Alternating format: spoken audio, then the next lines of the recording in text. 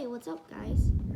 After the Han government defeated the Huangjinju rebellion, the government was left with a big power gap. Because during the war, the government relied on the warlords to fight for them. So after the war, the warlords' power increased and the government's power decreased. And with that, the government had many eunuchs that decided it was a good time to be bad boys. These 10 eunuchs killed people who dared to say bad stuff about them. They stole money away from other people and killed many innocent people for doing nothing. By this time, the old emperor has passed, and a new emperor, only 20 years old, gave power to He Jin, the commander-in-chief of the army. He Jin said, "I don't like those eunuchs." So he went to one of his most liked commander, Yuan Shao, to have some discussions about taking out the eunuchs. Yuan Shao said, "We should probably call the most feared tyrannical overweight warlord Dong Zhuo to help us." So He Jin agreed, and they sent a messenger to Dong Zhuo telling him they needed help. But somehow, somebody told the eunuchs what Yuan Shao and He Jin were up to. The eunuchs decided to kill He Jin, so they sent out a false letter to He Jin, telling him his sister needed help.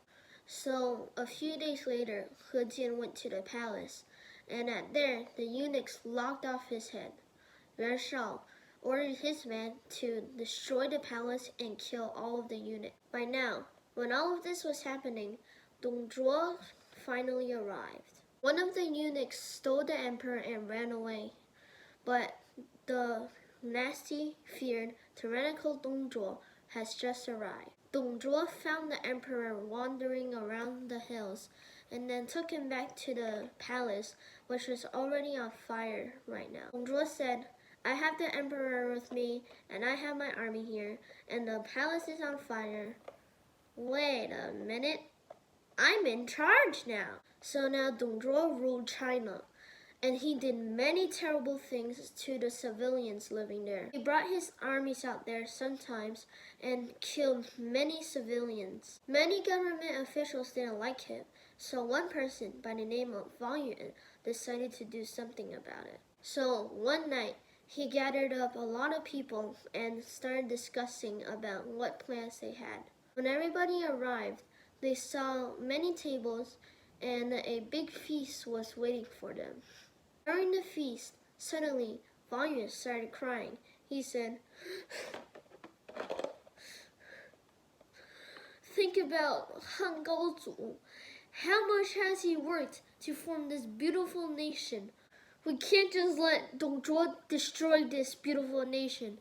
Do you guys have any plans?" The other people didn't have any plans, so they just started crying along with Wang Yuan. Suddenly, someone started laughing. He said,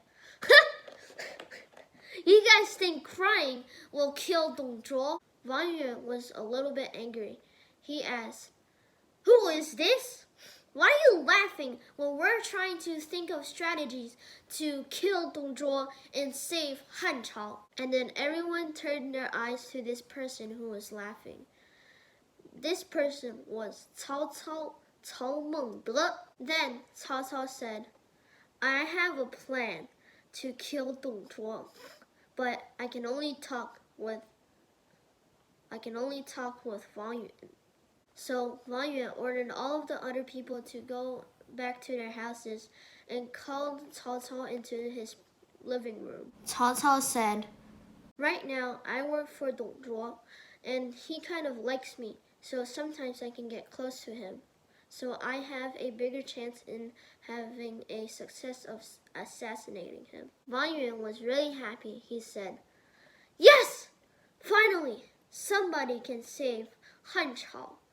Come, follow me. I have this really good-looking sword that you can take with you and assassinate Dong Zhuo." Cao Cao admired the sword for a bit, and then he said, "With this sword, it definitely will work." Wang Yuan said, "This is called the 7-star saber. It is mainly made out of 7 diamonds in the middle. 1, 2, 3, 4, 5, 6, 7. Cao Cao told Wang Yuan his plan. He said, "One day, me and Dong Zhuo will have a meeting. I will bring the saber with me, and then I will find some time to assassinate him." A few days later, Cao Cao brought the saber and rode to Dong Zhuo's camp. When he got inside and met Dong Zhuo in his living room, he questioned Cao Cao, "Why are you late?" Cao Cao replied, "Sire, my horse is old, thus it runs slower." Dong Zhuo said, "Oh, okay." Lu Bu! Lu Bu was Dong Zhuo's adopted son and was the most skilled and talented warriors at that period. Dong Zhuo continued to say, "Go out and bring Cao Cao, one of the best horses we have here." After this, Cao Cao thought this was a chance. So he reached into his shirt and pulled out the sword.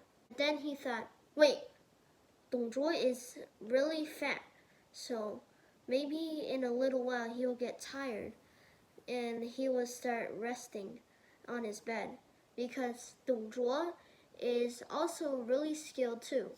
He can tell when his opponents will strike, and with his buffy arms he can block the strike and then hit Cao Cao and then tell Lu Bu to come back in and arrest Cao Cao. Cao Cao's predictions were accurate, so after a while, Dong Zhuo got tired and sat on his bed and then laid down and fell asleep. When I say Dong Zhuo was asleep, but he was actually one eye open. So when Cao Cao pulled out his sword, he saw in his mirror Cao Cao pulling out the sword, and then he flipped over and said, "Cao Cao, what do you think you're doing?" And then suddenly, Lu Bu appeared with Cao Cao's horse. And that's the end for Chapter 2, Part 1. If you want to listen for more, then wait until tomorrow to listen for Chapter 2, Part 2. And this little sword was so hard to draw, so please like and subscribe. Okay, bye. Time for Behind the Scenes.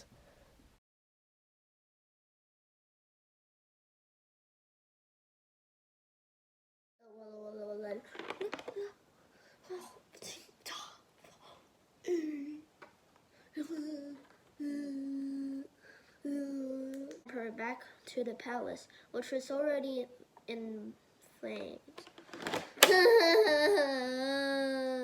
Zhuo said, "Hey guys, I have the emperor with me, and I have the arm."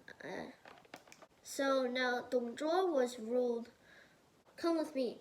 I have this sword that you might think." Yeah! Cao Cao's predictions were accurate, so after a while, objection. He said, "I will go near." No, I messed up again. Cao Cao told Wang Yuan his plan. He said, "Someday, why?"